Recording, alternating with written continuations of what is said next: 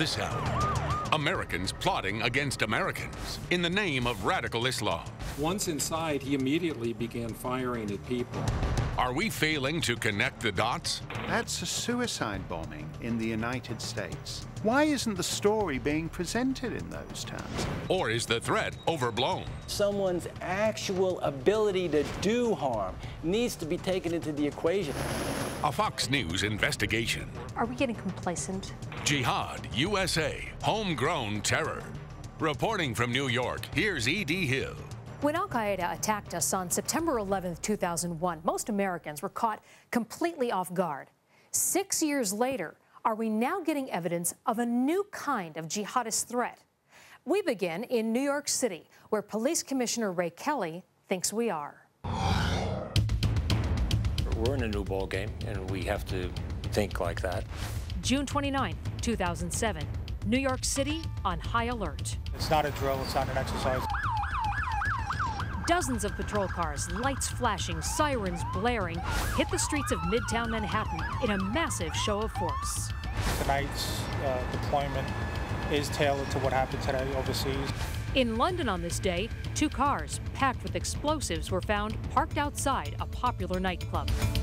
The aborted plot was not, however, carried out by an international terror organization like al-Qaeda, but by a group of local Muslims nearly inspired by Osama bin Laden.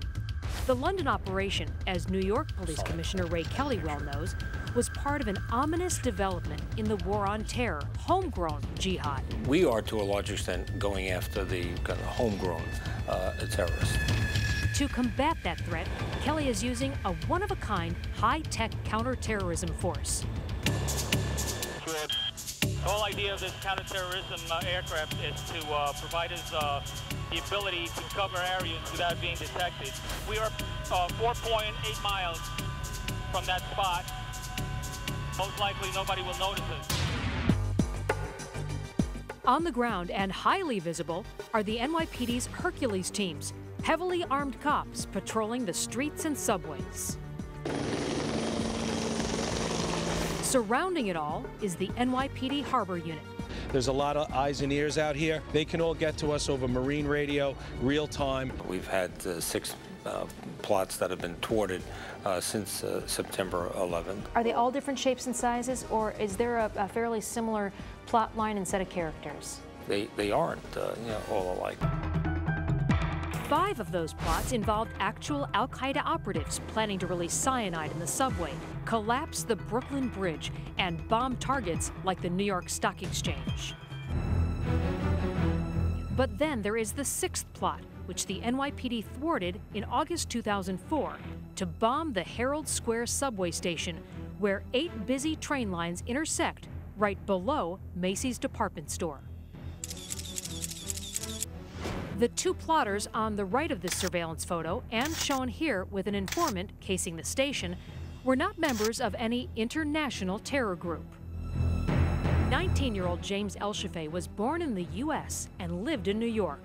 22-year-old Shahawar Mateen Siraj had come to America from Pakistan 6 years earlier. Both were convicted of terror-related charges. El-Shafei was sentenced to 5 years in prison, Siraj 30. We've had al-Qaeda hit us. Then we've had a lot of people that aren't quite al-Qaeda. Is that a greater threat, perhaps, than the main organization itself?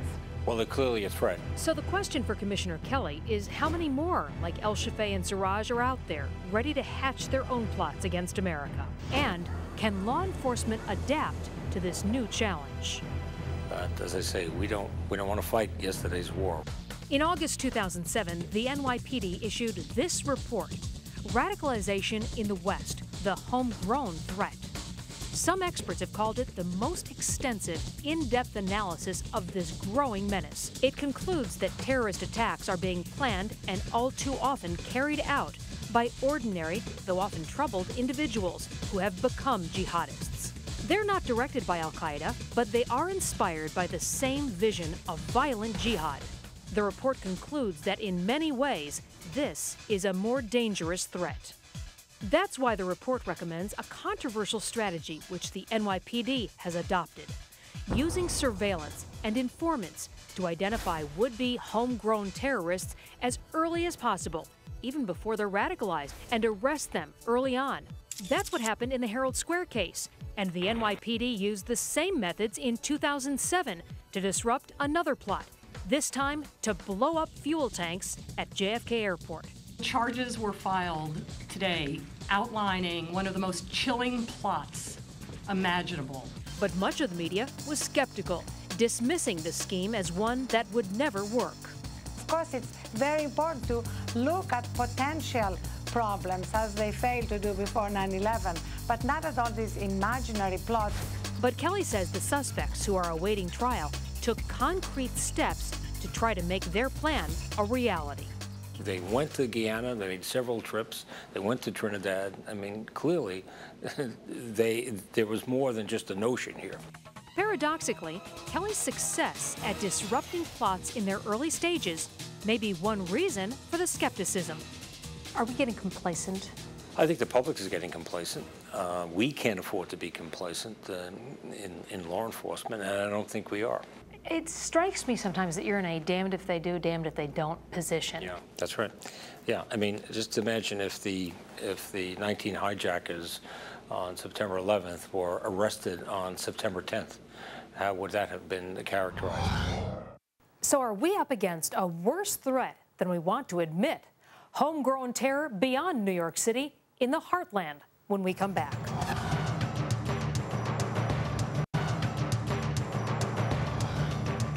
Three months after 9/11, another suicidal pilot crashes into a U.S. skyscraper.